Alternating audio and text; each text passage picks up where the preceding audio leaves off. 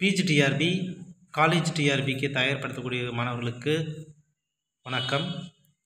இன்றைக்கி நம்ம பார்க்கக்கூடிய தலைப்பு பார்த்திங்கன்னா, நாலடியார் பாடல்களில் நிலையாமை குறித்து விளக்குக.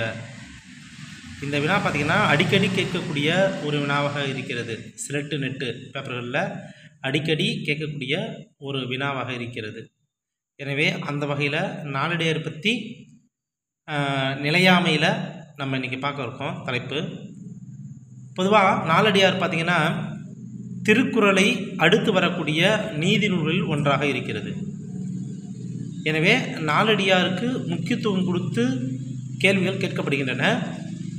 எனவே இந்த நாலடியார் பாடலின் நிலையாமை குறித்து விளக்கப்படுகிறது. நிலையாமை என்ற தலைப்பு ஏன் எடுத்திருக்கோம் அப்படின்னா, தொடக்கத்திலே நாலடியாரில் நிலையாமை குறித்து 3 அதிகாரங்களை வைக்கப்பட்டிருக்கிறார்கள். எனவே அடிக்கடி கேட்கப்படுகின்ற கேள்விகள் நிலையாமை குறித்து கேட்குறாங்க, கல்வி குறித்து கேட்குறாங்க. எனவே இன்றைக்கி நம்ம நிலையாமை குறித்து நம்ம பார்க்க இருக்கோம். நூல் பற்றிய குறிப்புகள். நாலடியார் சமண முனிவர்களால் இயற்றப்பட்ட சிறந்த நீதி நூல். 4 அடி வெண்பாக்களால் ஆனது. 400 தனிப்பாடல்களின் தொகுப்பாக கருதப்படுகிறது. 4 அடி 400 எனவும், வேளாண் வேதம் எனவும், 4 அடி எனவும், திருக்குறள் விளக்கம் என்பதும் இதற்கு பொருந்துவதாக இருக்கிறது என புகழவும் படுகிறது. தொகுத்தவர் பதுமனார், முப்பாலாக பகுத்தவர் தருமர். உரை கண்டவர்கள் பார்த்திங்கன்னா பதுமனாரும் தருமரும் ஆவார். அறத்துப்பால் 13 அதிகாரங்கள், பொருட்பால் 24 அதிகாரங்கள், காமத்துப்பால் 3 அதிகாரங்கள் ஆக மொத்தம் 40 அதிகாரங்களும் 12 இயல்களும் உள்ளது. துறவரவியலில் முதலில் உள்ளது. துறவரவியல் தான் முதல்ல இதில் வைக்கப்பட்டிருக்கிறது. 11 கீழ்கணக்கில் உள்ள ஒரே தொகை நூல். எனவே இதை தொகை நூல் அப்படின்னும் அழைப்பாங்க. முத்தரையரை பற்றி கூறும் நூல் நாலடியார். இதை விளக்கும் பொழுது பார்த்தீங்கன்னா, முத்து கூட்டல் அரையர். அப்போ முத்து இருக்கக்கூடிய இடம் பார்த்திங்கன்னா பாண்டிய நாடு, முத்துடைத்து. எனவே இவர்கள் பாண்டியர்கள், எனவே 7ஆம் நூற்றாண்டைச் சேர்ந்தவர்களாக இருக்கிறார்கள் என்ற கருத்துகளும் நிலை வருகிறது. நாலடியாரை ஜி.யு. போப் ஆங்கிலத்தில் மொழிபெயர்த்துள்ளார். இந்த நூலில் பார்த்தீங்கன்னா, இந்நூலை சமண முனிவராக இருக்கின்ற நக்கீரர் பாடியதாக யாப்பருங்கால உரையாசிரியர் கூறுவர். அதாவது இந்நூலை சமண முனிவர் நக்கீரர் பாடியதாக யாப்பருங்கால உரையாசிரியர் கூறுவர். இப்படி ஒரு விளக்கமும் இருக்கிறது. சரி, இப்போ இந்த நம்ம நூலை பற்றி பார்க்குறோம். நம்ம போடக்கூடிய ஒவ்வொரு வீடியோவும் பார்த்திங்கன்னா பல நூல்களுடைய ஆய்வுகளுக்கின் அடிப்படையில் தான் இந்த வீடியோ கொடுக்கப்படுகிறது. தமிழ் இலக்கிய தகவல் களஞ்சியம் தேவிரா புத்தகம் மற்றும் புதிய நோக்கில் தமிழ் இலக்கிய வரலாறு தமிழ்நல் புத்தகம், அதே சமயத்தில் தமிழ் இலக்கிய வரலாறு பேரா சி.கி. லட்சுமணன் அவருடைய புத்தகமும் தேவிரா, மற்றும் பேராசிரியர் முனைவர் பாக்கியமேரி அவருடைய புத்தகம், மற்றும் தமிழ் இலக்கிய வரலாறு பேராசிரியர் மதுசா விமலானந்தம் அவருடைய புத்தகம், மற்றும் பல நூல்களினுடைய தொகுப்பு, ஆய்வு கட்டுரைகள் ஆகியவற்றின் அடிப்படையிலேயே தரவுகள் சேகரிக்கப்பட்டு இந்த கட்டுரையானது உருவாக்கி கொடுக்கப்படுகிறது. எனவே இதை நீங்கள் தாராளமாக பின்பற்றலாம். சரி, நிலையாமை பற்றி இன்றைக்கி பார்க்க இருக்கோம். நிலையாமை திருக்குறளுக்கு அடுத்தபடியாக போற்றப்படும் நீதி நூல் நாலடியார். நிலையாமை பற்றி திருக்குறள் ஒரு அதிகாரம் மட்டுமே பேசுகிறது. ஆனால் நாலடியாரில் 3 அதிகாரங்கள் பேசப்படுகிறது. செல்வம் நிலையாமை, இளமை நிலையாமை, யாக்கை நிலையாமை பற்றி பேசுகிறது. இந்த உலகத்தில் எதுவுமே நிலையில்லாது என்பதை விளக்கவே நாலடியார் தொடக்கத்திலேயே நிலையாமை பற்றி பேசிவிடுகிறது. நிலையாமை என்பது உறுதியற்ற தன்மை என்று பொருள். இந்த உலகில் எதுவுமே நிலைத்து நிற்கப் போவதில்லை என்பதை சித்தர் களஞ்சியம் கூறுகிறது. இதனுடைய விளக்கத்தை சித்தர் களஞ்சியம் கூறுகிறது. இப்போ முதல்ல நம்ம பார்க்க இருக்கிறது செல்வ நிலையாமையை பற்றி தான் பார்க்க இருக்கோம். செல்வம் என்பதற்கு கல்வி செல்வம், மக்கள் செல்வம், பொருள் செல்வம் என பல்வேறு செல்வங்களை எடுத்துக்கொண்டாலும், பல செல்வங்களை பொருள் கொண்டாலும் இங்கு பொருட்செல்வம் என்றே எடுத்தாளப்படுகிறது. அறுசுவை உண்டி அமர்ந்தில்லால் ஊட்ட மறுசிகை நீக்கி உண்டாரும் வறிஞராய் சென்றிரப்பர் ஓரெடுத்து கூழுமெனீர் செல்வமென்று உண்டாக வைக்கற்பார் அன்று அப்படின்ற இந்த பாடல் என்ன சொல்ல வருது அப்படின்னா,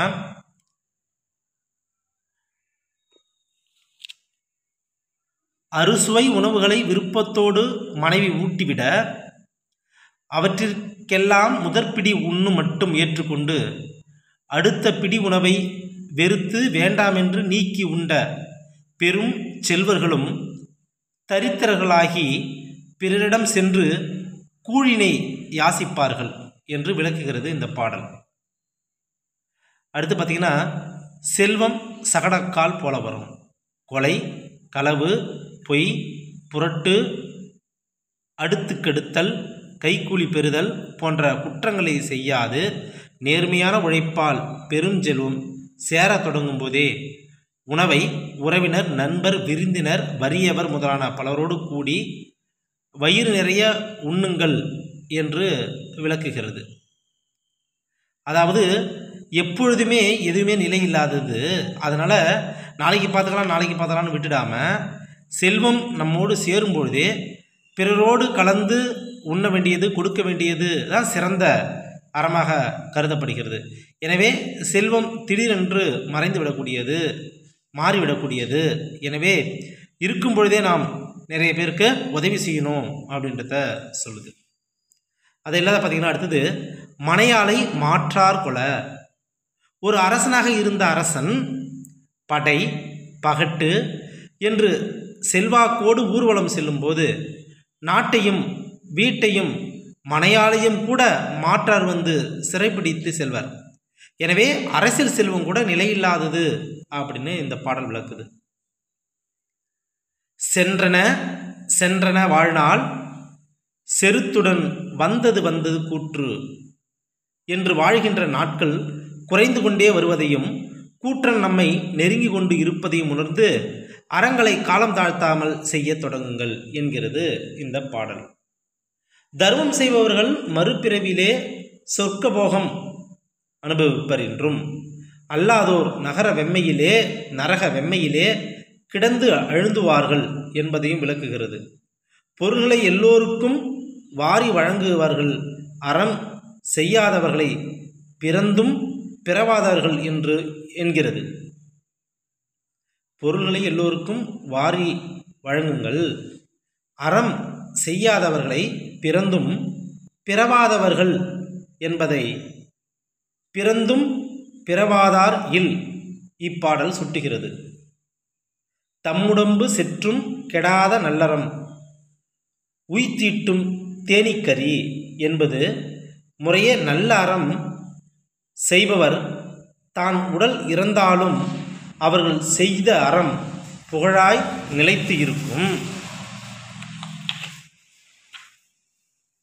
அறம் செய்யாமலே பொருள் சேர்ப்பவர்களின் செல்வம் பல நாள் தேடி கொண்டு வந்து சேர்த்து வைத்த தேனை பிறர் வந்து எடுத்து செல்வதைப் போல அழிந்துவிடும் என்று பொருள் செல்வம் நிலையில்லாதது என்பதை மேற்கொண்ட பாடல் வழி அறிய முடிகிறது. எனவே இதுவரை நம்ம செல்வம் எப்படியெல்லாம் அழிஞ்சு போயிடும், அது ஒருத்தவங்கள்ட்டே இருக்காது, அதை திடீர்னு பிறர் அபகரிப்பாங்க அப்படின்னு இதுவரை நம்ம செல்வம் நிலையில்லாததை பற்றி பார்த்தோம். இப்போ இளமை நிலையாமையை பற்றி பார்க்க போகிறோம். இந்த இளமை என்பது நிலையில்லாததுப்பா அப்படின்னு சொல்கிறாங்க. இளமை துடிப்பான பருவம், உடலின் வனப்பும் கட்டும் பல்வகையான விருப்பங்களை தூண்டிவிடுகின்றன. இளமை பருவத்தின் ஆபாசங்களை கட்டுப்படுத்தி நல்லொழுக்க நெறியில் வாழ்வதே சிறப்பாகும். இளமையின் நிலையாமையை உணர்ந்து ஒழுக்கத்துடன் ஆசைகளை கட்டுப்படுத்தல் வாழ்தல் வேண்டும். ஆசைகளை கட்டுப்படுத்தி வாழுங்கப்பா அப்படின்னு சொல்கிறாங்க. செல்வத்தால் செருக்கடைந்து கெடாமல் அறவழிகளிலே ஈடுபடுதல் வேண்டும் என அதன் நிலையாமையை முதலில் வைத்தார். அடுத்து உடலின் வலிமையால் கட்டற்று வாழ்தல் கூடாது என இதனை அடுத்து வைத்துள்ளார். இந்த பாடல் என்ன சொல்லுவாருங்க, நரைவரும் என்றெண்ணி நல்லறிவாளர் குழைவீடத்தே துறந்தார் புரைதீரா மன்னா இளமை மகிழ்ந்தாரே கோலுன்றி இன்னாங்கு எழுந்திருப்பார்.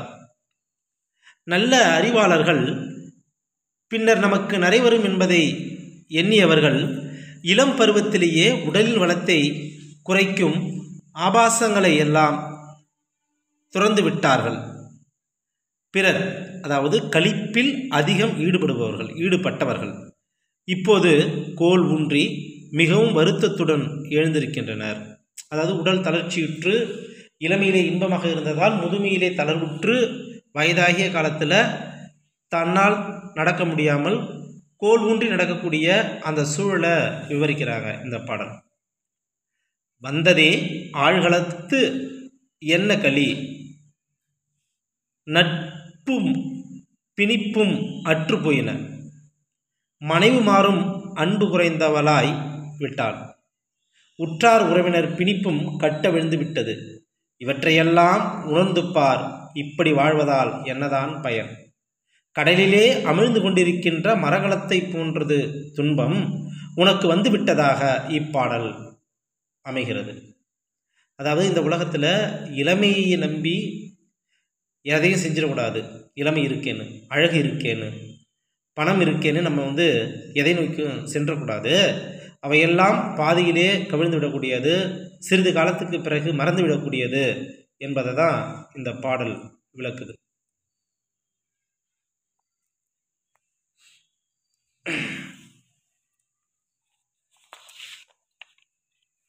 அடுத்து பாருங்க, காம நெறிபடரும் கண்ணினார்க்கு இல்லையே ஏம நெறிபடரும் ஆறு.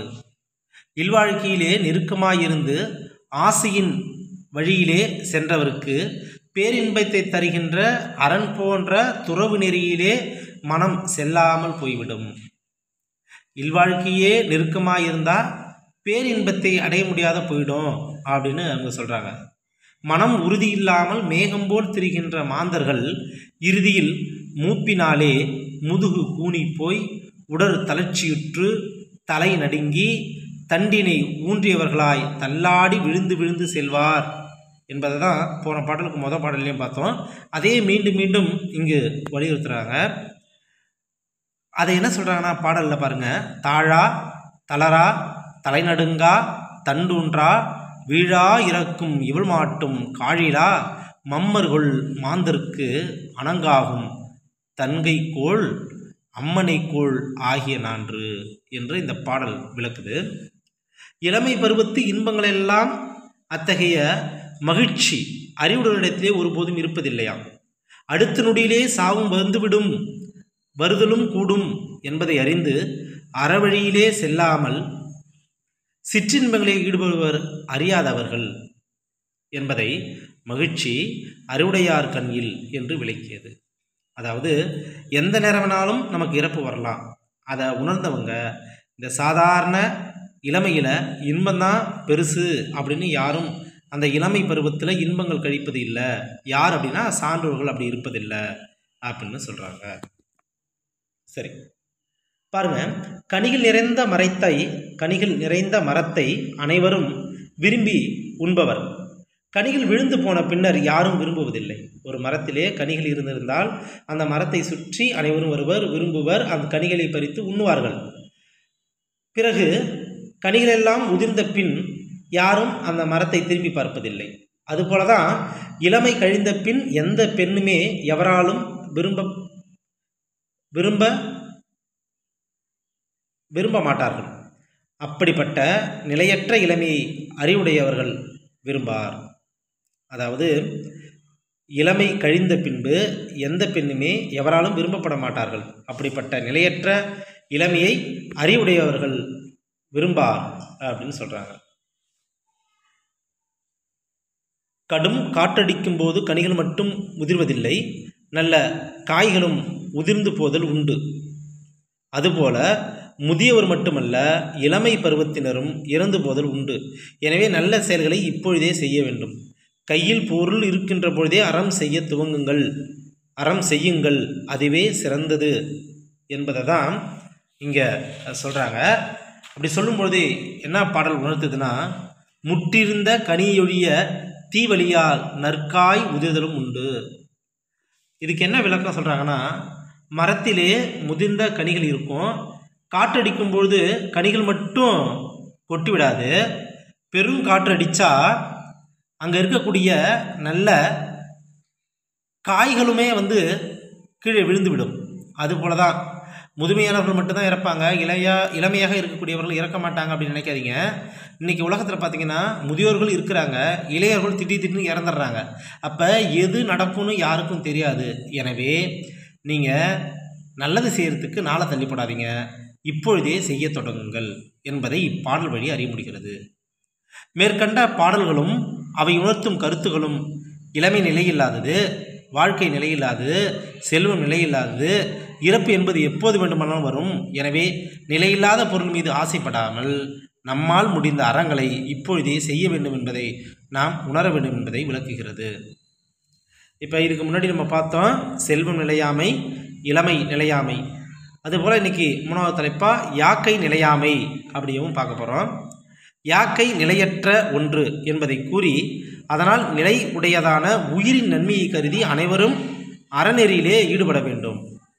எலும்பு, தசை, தோல் முதலிய 8 வகையான தாதுக்களால் யாக்கப்பட்டது தான் இந்த உடம்பு.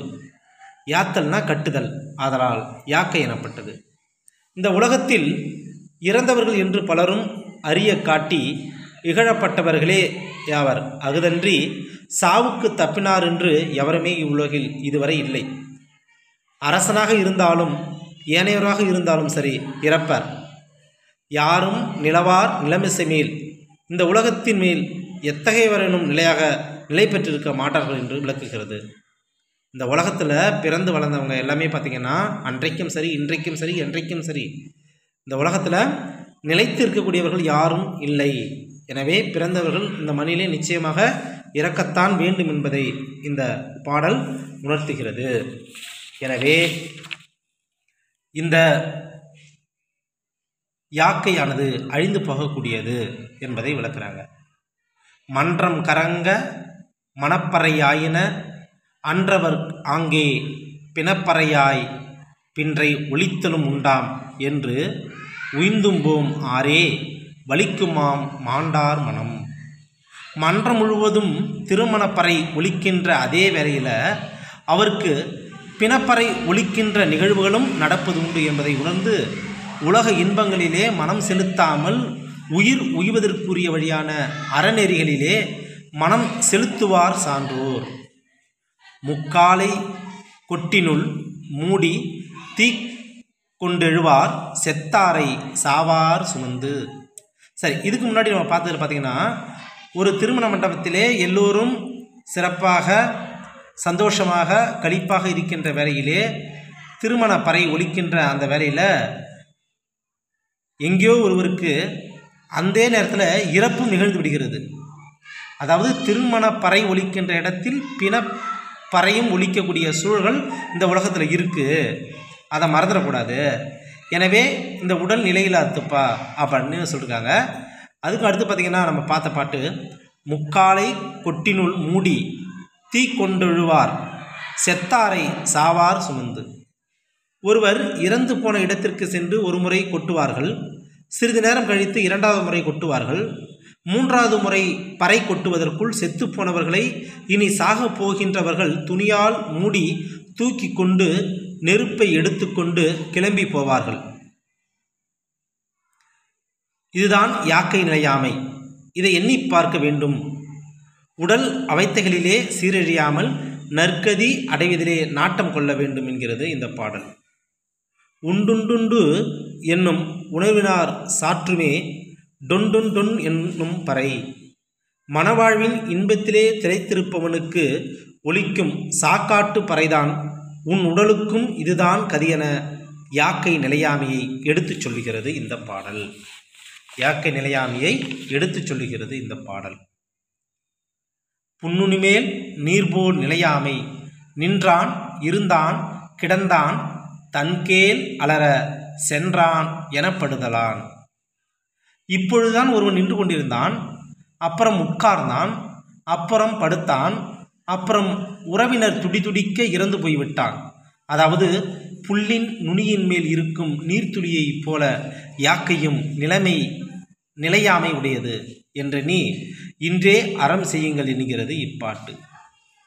இந்த நிகழ்வுகளை, இந்த நிலையாமையை பற்றி திருக்குறள், எத்தனையோ நீதி நூல்கள் இந்த கருத்தை வலியுறுத்துது.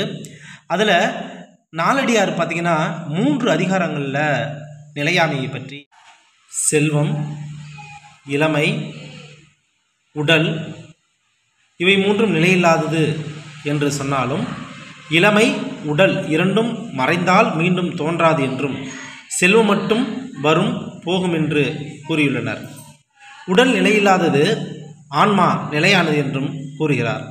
இப்படி நிலையில்லாதவைகளின் மீது சான்றோர்கள் பற்றுவது இல்லை. நிலையில்லாத இவற்றின் மீது ஆசை கொண்டு நிம்மதியை இழக்கக்கூடாது என்றும் நிலைத்து நிற்கக்கூடிய அறச்செயல்களை செய்து நிலைத்து புகழ்பெற்று வாழும் அறச்செயல்களை செய்வதே வாழ்க்கையின் சிறப்பு என்று கூறி இக்கட்டுரை முடிக்கப்படுகிறது. இந்த தகவல்கள், இந்த காணொளி உங்களுக்கு பயன்படும் என்றால் பயன்படுத்துங்கள். மேலும் இந்த தகவல்கள் உங்களது நண்பர்களுக்கு தேவையெனில் அவர்களுக்கு ஷேர் பண்ணுங்கள். தொடர்ந்து ஆதரவு கொடுங்க. நன்றி.